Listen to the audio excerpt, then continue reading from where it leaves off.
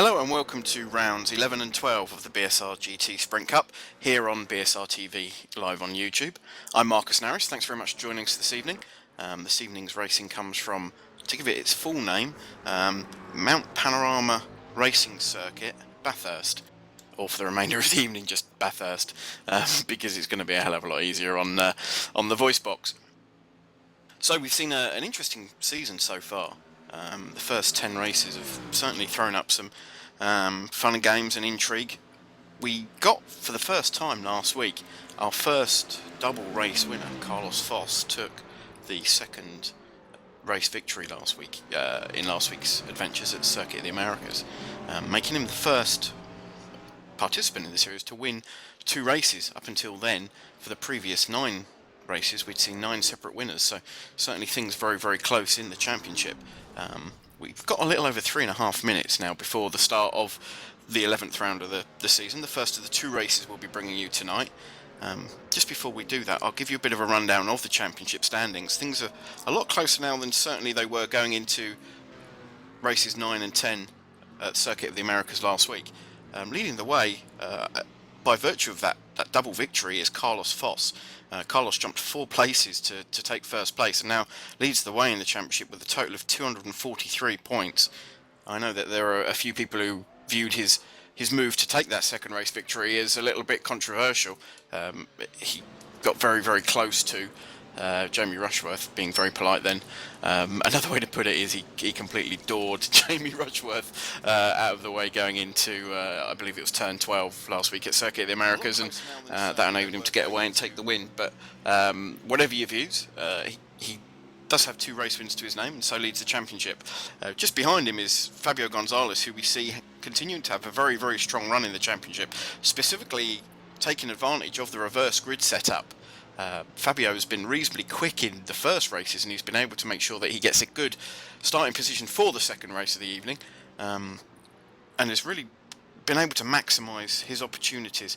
He has a race win to his name, as do all of the top 4 within the championship. So Fabio Gonzalez finds himself only 9 points behind Carlos Foss on 234 points, just ahead of Ruben Velasco. Ruben didn't have a great weekend. Great week last week at Circuit of the Americas and dropped a couple of places out of the championship lead, but he only finds himself 13 points behind the leader Carlos Foss, very, very close to Fabio Gonzalez. So those 3 guys separated by just 13 points at the top of the championship, and they'll certainly be fighting hammer and tongs as we go into what I suppose you'd have to consider the latter stages of the season, and we're starting to see the championship take shape, and these guys really start to fight hard for ultimate honours as we head towards the end of the championship season. In 4th place is Linus Bostrom. Linus is driving two-handed tonight for the first time in this championship season for those Linus fans amongst us, and I've certainly become one of them over the last few weeks. Linus has been driving one-handed due to having a broken arm. He's had to configure his steering wheel so he can change gear and steer all with one hand, and by virtue of some very, very consistent performances, he's been able to be really consistent through the championship, and he's really proven that consistency can be key here, and he finds himself in 4th place, albeit 34 points down on the leader Carlos Foss.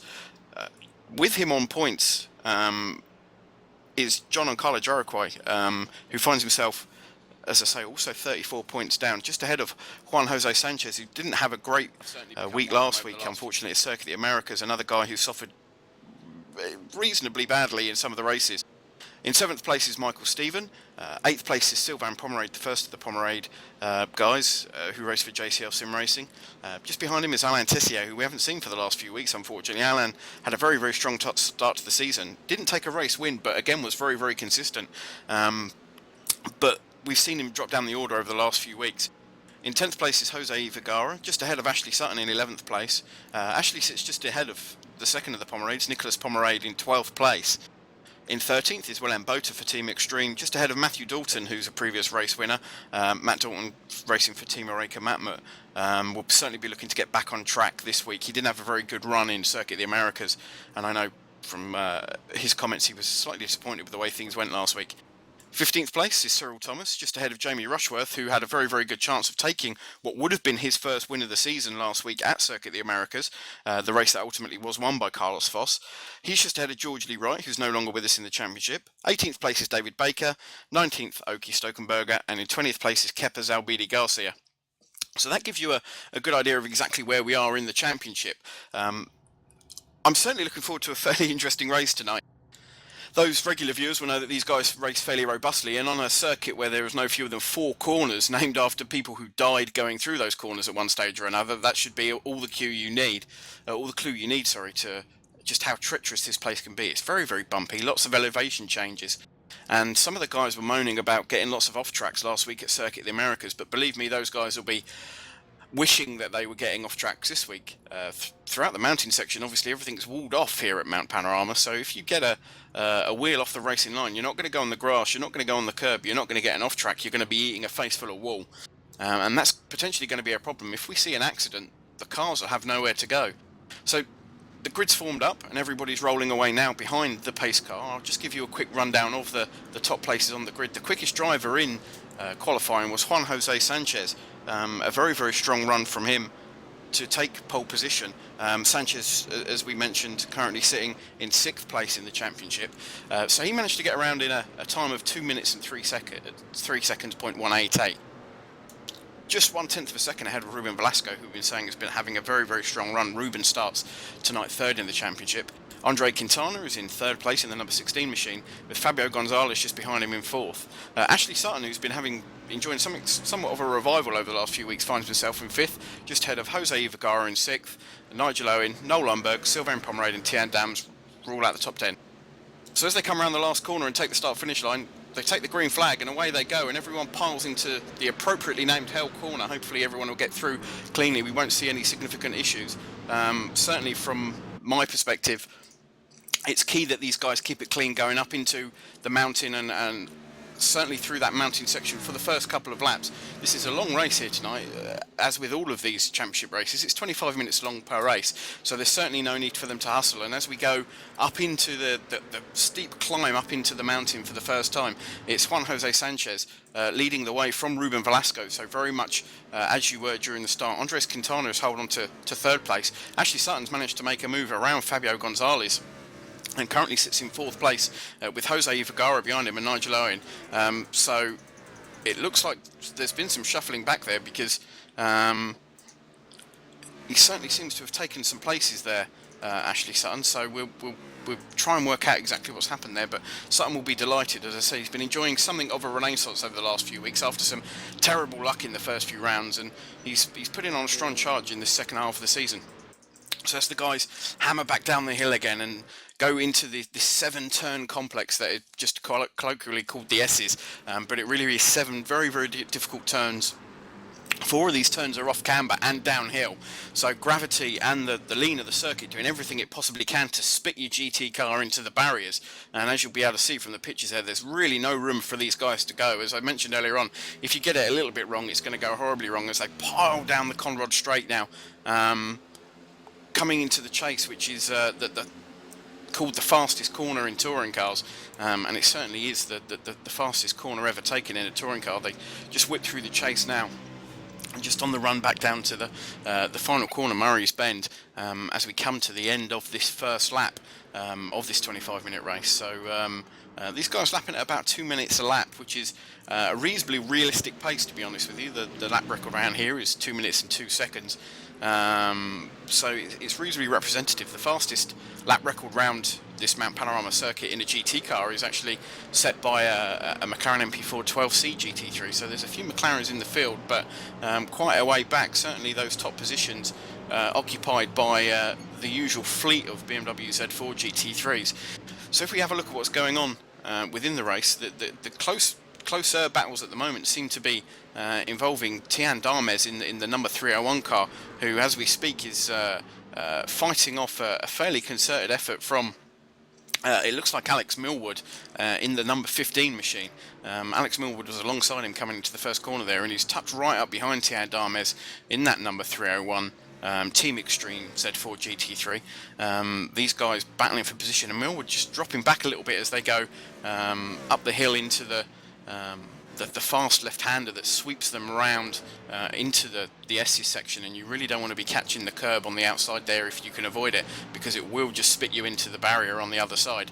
Everyone seems to have navigated it reasonably safely, and Millward was very quick on the last lap, so that's a battle we'll certainly keep an eye on. That number 15 machine looks to have the pace on Tian Damas just in front of him as they come down the twisty mountain section through the S's and make their way back down ultimately onto the Conrod Straight. And again, it seems to me that Millward has been able to close up a little bit on Tian Damas, and he'll get benefit of the tow as they blast down the Conrod Straight. You get a double advantage there. It's downhill, and you're in a big hole in the air punched by these relatively large GT machines.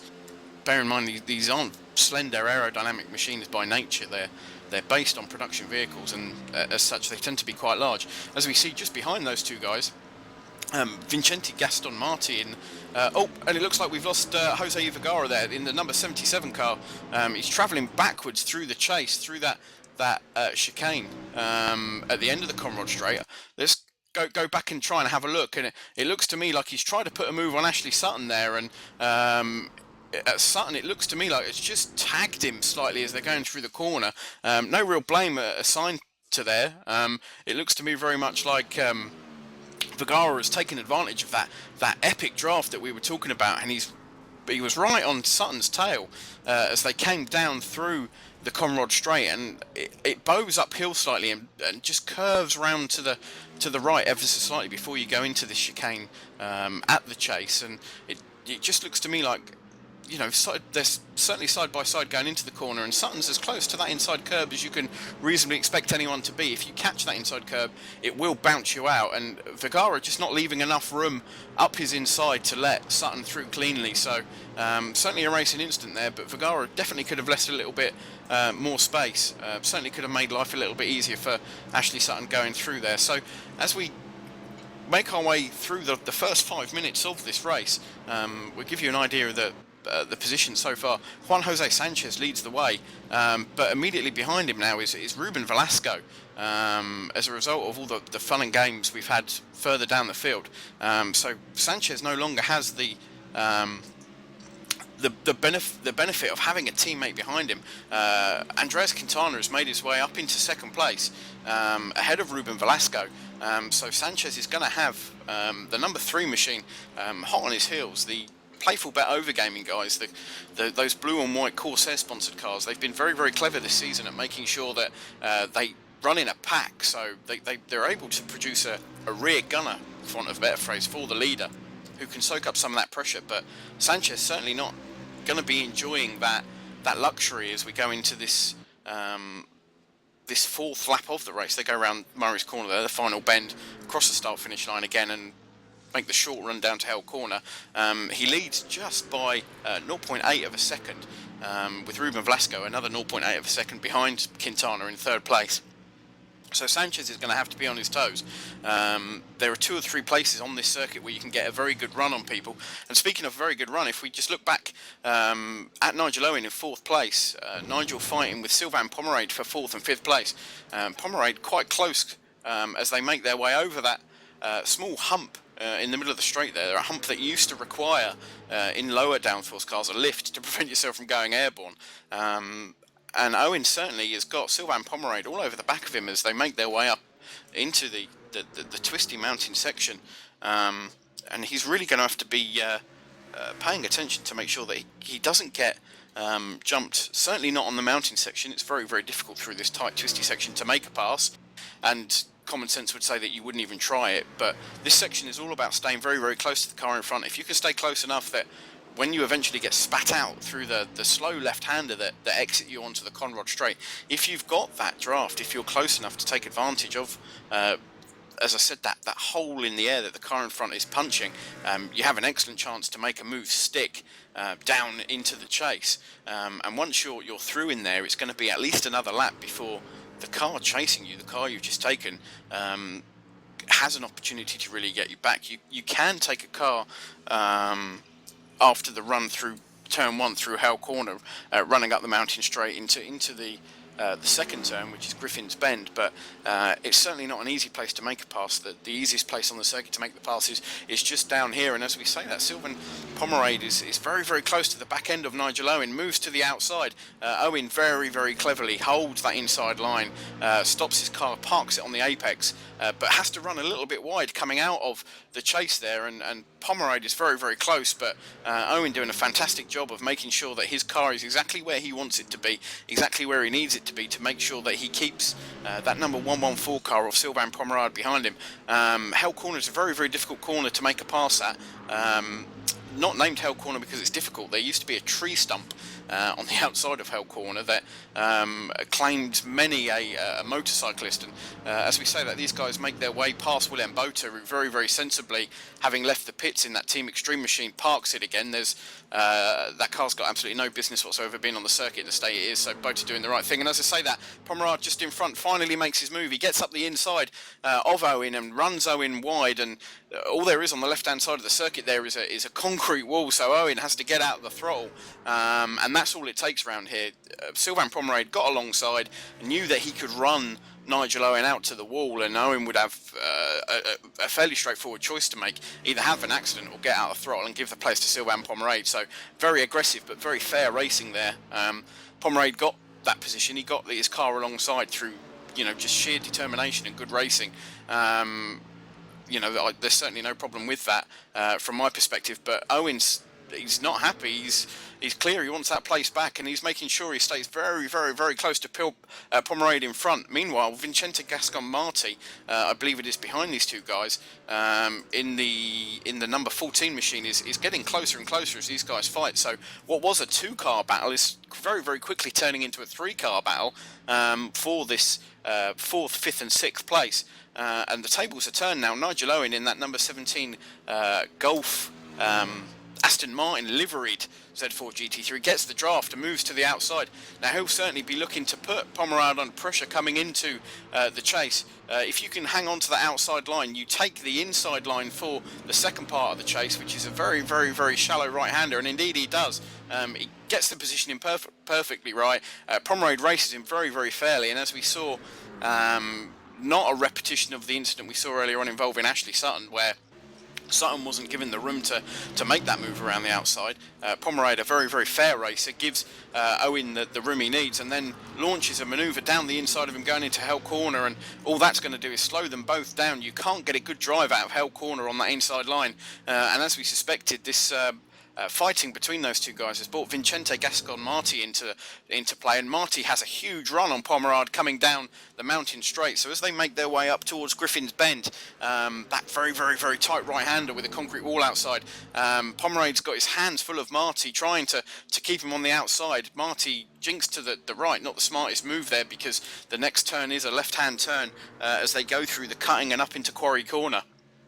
So things should, if people maintain their sensible head, remain pretty much as we are as they go through the Twisty Mountain section. Just behind these guys in 7th and 8th place, Patrick Bolster has got as we've seen in the championship, a very determined Michael Stephen right behind him in the number 305 car. Just behind Stephen is Jose Almeida. Almeida hanging on to 9th spot in the race at the moment.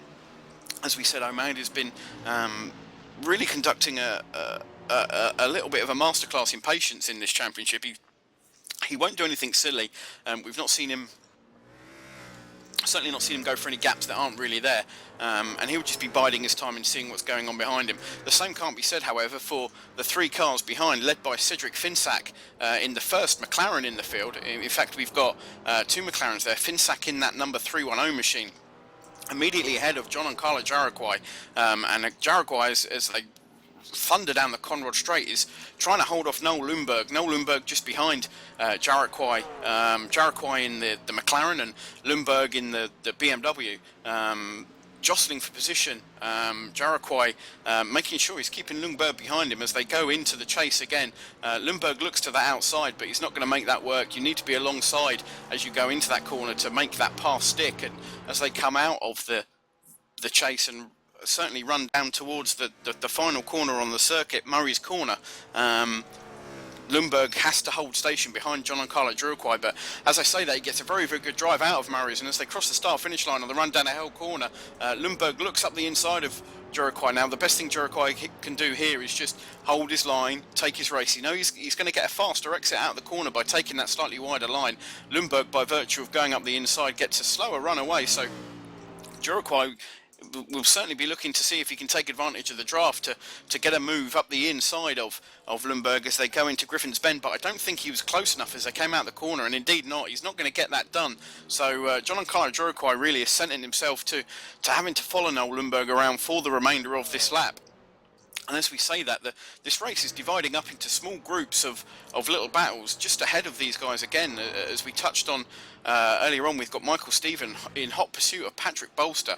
Bolster in that number 43 BMW Z4 GT3 being chased by Michael Stephen. Jose Almeida, as we said, playing that patient game, and he's managed to bring himself very, very close to the back of Michael Stephen by virtue of the fact that I believe both Almeida and Stephen are a little bit quicker than Patrick Bolster, and they've been able to kind of cruise up to the back of him, to be honest with you. And with this tight, twisty mountain section, there's not a lot you can really do to get around someone. So if someone in front of you is slower through this section, it just bunches everybody up, and that certainly appears to be the case as Bolster, chased by Stephen, chased by Almeida, make their way down the Conrod Straight, all looking to try and break the draft of one another. There's lots of weaving, certainly not blocking, they're not close enough for that, but lots of moving to try and break that draft.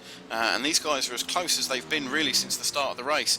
And speaking of close, the battle still rages. If we look back at Nigel Owen in the number 17 machine, being pursued again by Sylvain Pomerade. Vincente Gascon-Marti has made his way past Pomerade while we were looking at some of those battles slightly further down the field, and as those guys cross the start-finish line, still in 4th, 5th and 6th position, they're separated by just over a second, really, 11/10 of a second, if that's not terrible English, and Pomerade is maybe not the quicker of the three. It looks to me like Marty has got a bit of a run on Nigel Owen, and as I say that, Sylvain Pomerade gets his braking absolutely spot on going into Griffin's Bend and closes up a good 3 or 4 car lengths on Marty in front of him, just under the brakes there. And as we twist our way up the hill through Quarry Corner and going up into the top of the mountain up towards Skyline, before these guys make their way into the tight twisty 7-corner S's section. Certainly on this lap Owen seems to have the advantage, and he's managed to pull a few car lengths away, maybe as a result of Marty having to look in his mirrors, as a very, very determined Sylvain Pomerade is right up close behind him, tucks right underneath his rear wing, and they start this difficult twisty run down the mountain. As we said, it's off camber, it's downhill, so they're really going to be fighting the car all the way. And as I say that, Sylvain Pomerade in the 114 machine gets a bit of a wag on the tail of that BMW Z4 GT3, and he's dropped a good 7 or 8 car lengths behind Marty at a crucial time there. That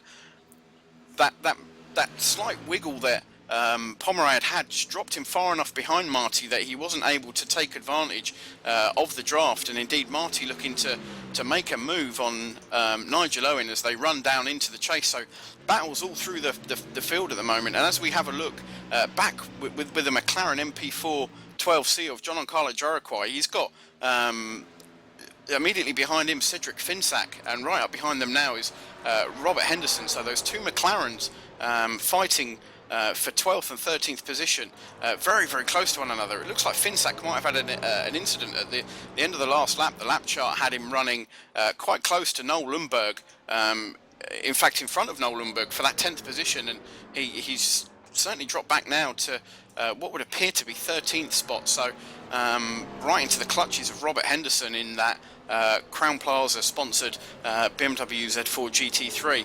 Cruising up behind these three guys is Carlos Foss, race winner from last weekend, the current championship leader.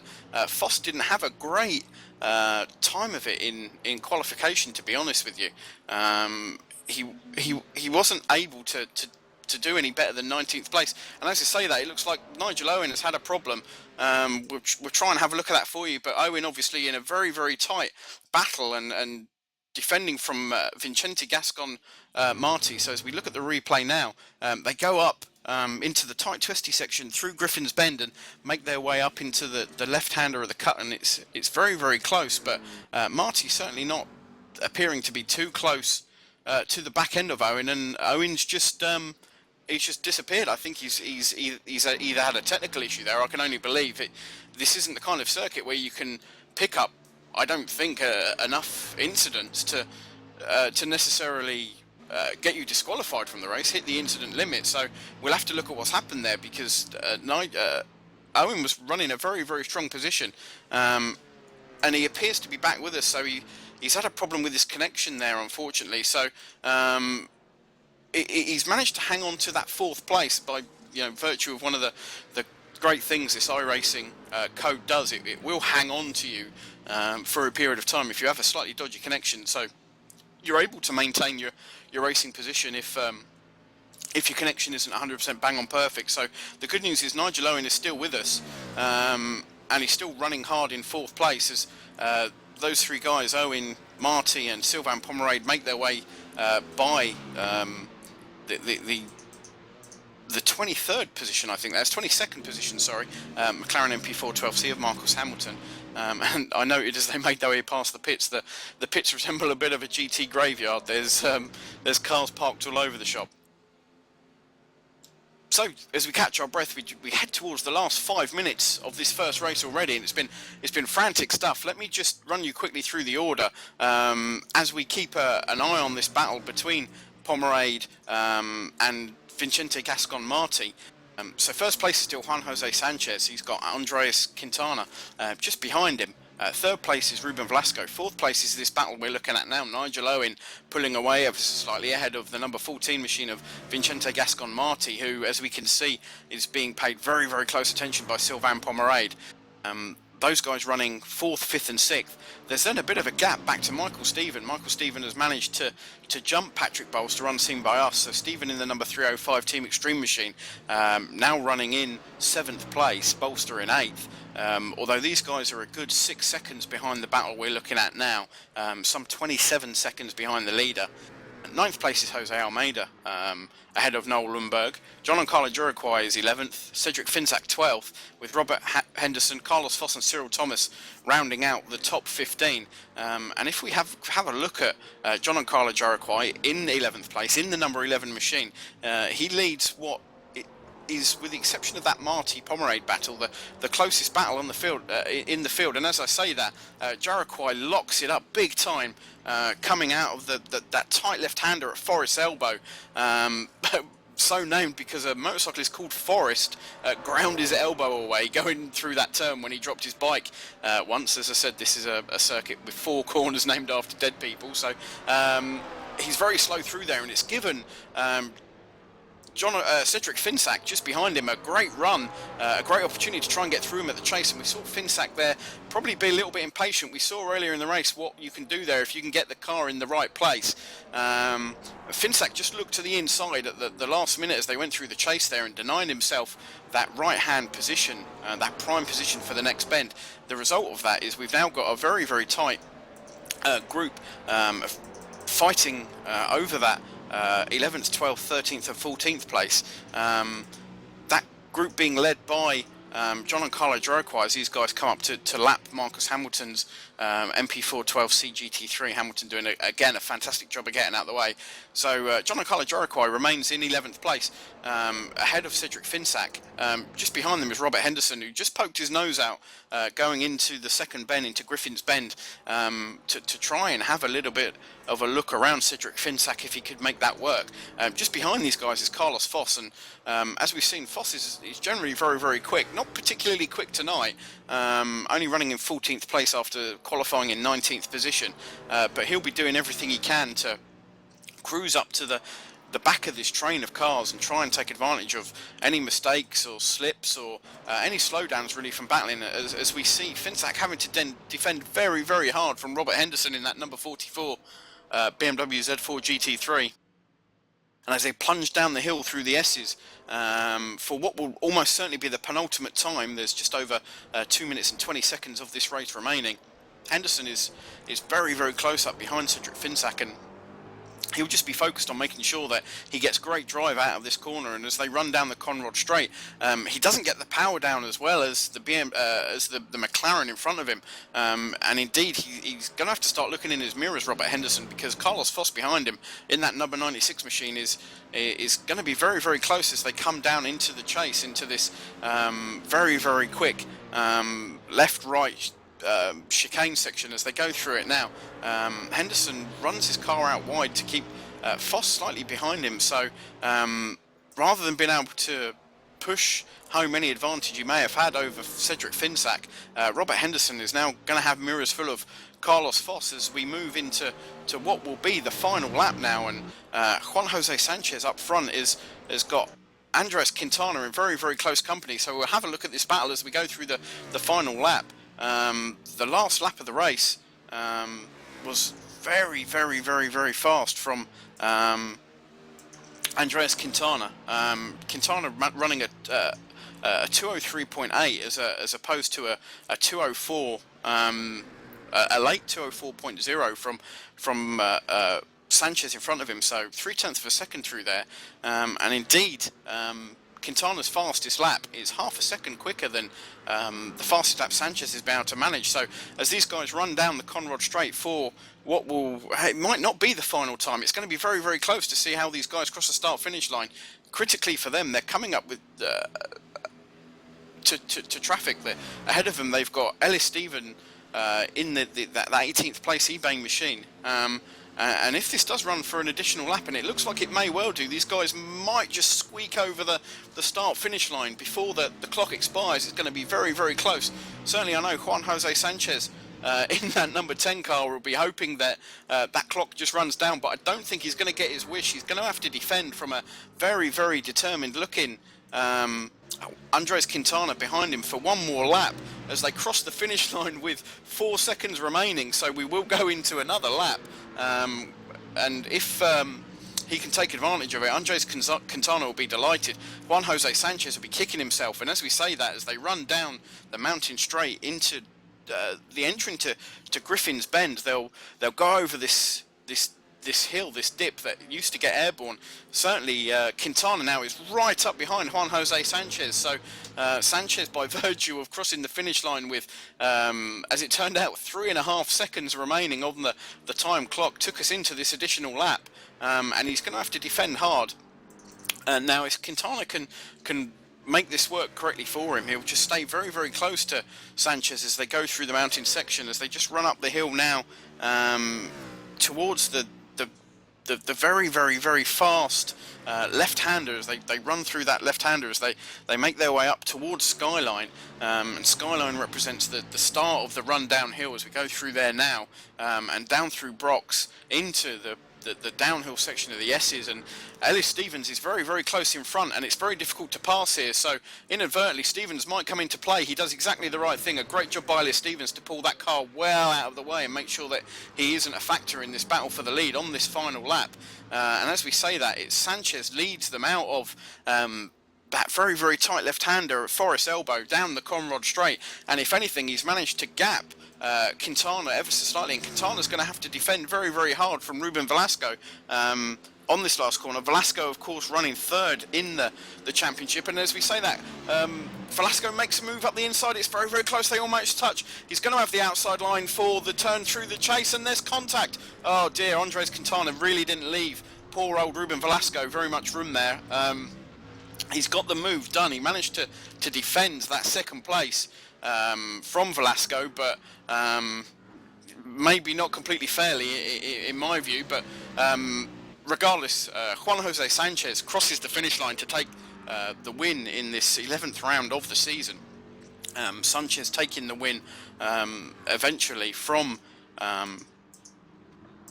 Andres Quintana behind him, and as we saw, Quintana unfortunately made contact with Velasco into that last real passing opportunity at the chase.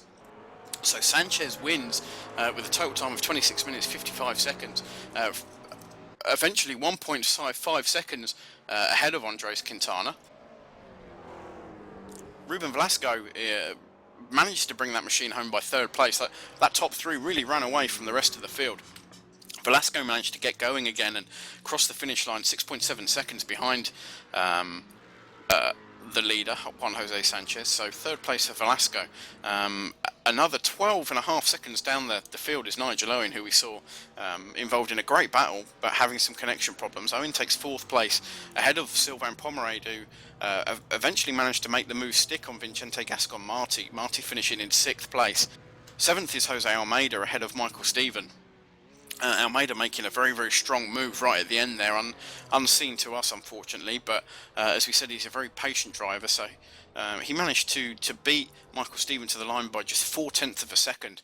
Patrick Bolster takes ninth place.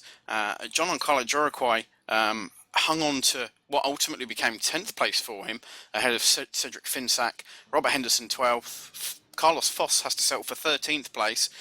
Cyril Thomas 14th, ahead of Noel Lundberg. Matt Dalton, a great run for him, in 16th place. Willem Pinar in 17th.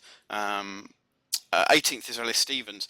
Stevens is the first of the drivers a lap down, so only the top 17 drivers in this race managing to stay on that lead lap. And I believe that's more a story of attrition more than anything else. So we're in a fairly unique position this season that the guy who's going to be starting on pole position for race 2, by virtue of finishing that 20th place, actually finished 2 laps down on the leaders, and we'll have to see what that does with the championship rules. The championship rules do state that if you finish 2 laps down, you are not classified.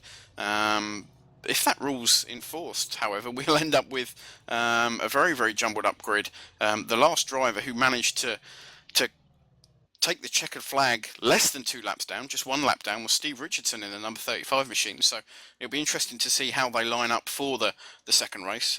Rest assured, we'll keep you appraised of the progress as we move into the second race, and make sure that everybody's up to date with the grid before we go into that race. So an exciting 11th round of the season sees Juan Jose Sanchez, a very, very strong performance by Sanchez, and he becomes the second driver this season to take 2 race wins. As we're saying, the cream is certainly starting to rise to the top as we make our way into the latter stages of the championship, and we're starting to see multiple winners on a more regular basis now. And more it seems to be the Mediterranean contingent. Those playful bet overgaming guys are very, very fast, but Andre Quintana had a great run in that race, and he's certainly going to be keeping them on their toes in race 2. So that second race of the evening, race 12 of the championship, will be coming up fairly shortly. It'll be coming up just on this channel. Just if you stay put, you can go back to the BSR TV YouTube page, and you'll see the next race listed there. As soon as the race is ready and we'll get cracking, the coverage will become live. Hopefully you'll join us for that second race of the evening. Hopefully we'll get a repeat of the excitement we saw in this first race, certainly around this twisty mountain section, with the quick guys starting behind some of the slower guys. Regardless of what happens, it's going to be very, very interesting. So as I say, join us again. Click the session on the BSR TV page on YouTube, and we'll see you very, very shortly for race 2 of the evening. Thanks very much.